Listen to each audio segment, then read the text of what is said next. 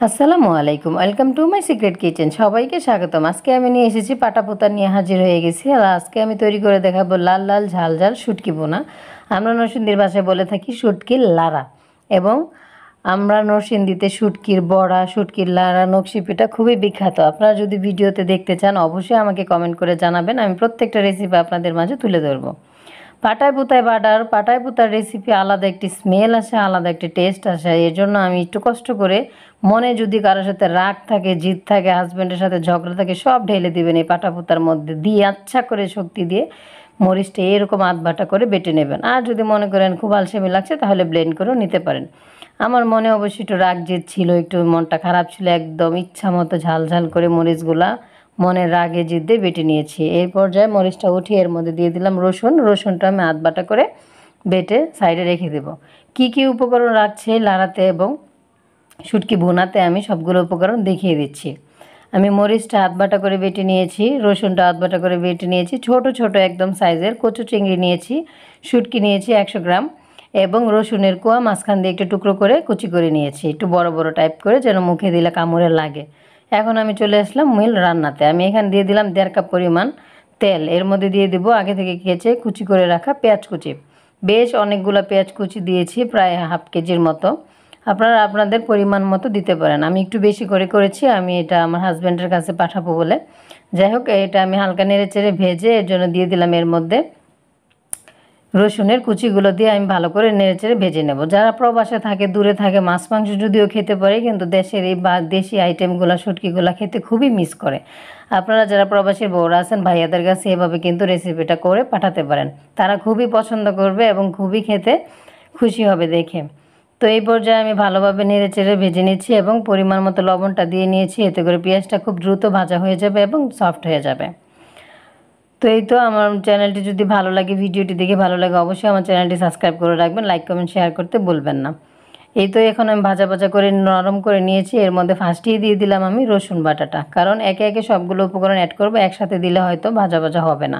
আমি রসুনটা দিয়ে পেঁয়াজের সাথে ভালোভাবে নেড়েচেড়ে মিশিয়ে একদম ভাজা ভাজা করে নেব, কাঁচা স্মেলটাও চলে যাবে।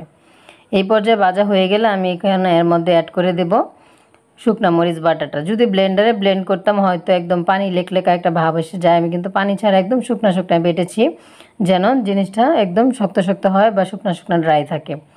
তো আপনারা আপনাদের সুবিধা মতো করে নিতে পারেন। আমি মরিচটা এর সাথে ভালোভাবে নেড়ে চেড়ে মিশিয়ে, দেখতে পাচ্ছেন, ভেজে নিচ্ছি। ভাজা হয়ে গেলে এখন আমি এর মধ্যে অ্যাড করে দিব, এখানে আমি প্রায় 200 গ্রামের মতো চিংড়ি মাছ অ্যাড করেছি। ভালোভাবে বেছে পরিষ্কার করে ধুয়ে রেখেছিলাম। চিংড়ি মাছটা অ্যাড করেও আমি সুন্দরভাবে ভালোভাবে এভাবে ভেজা ভাজা করে নিচ্ছি। এত সুন্দর একটি স্মেল বের হচ্ছে চিংড়ি মাছটা দেওয়ার পরে, যা বলার মতো না।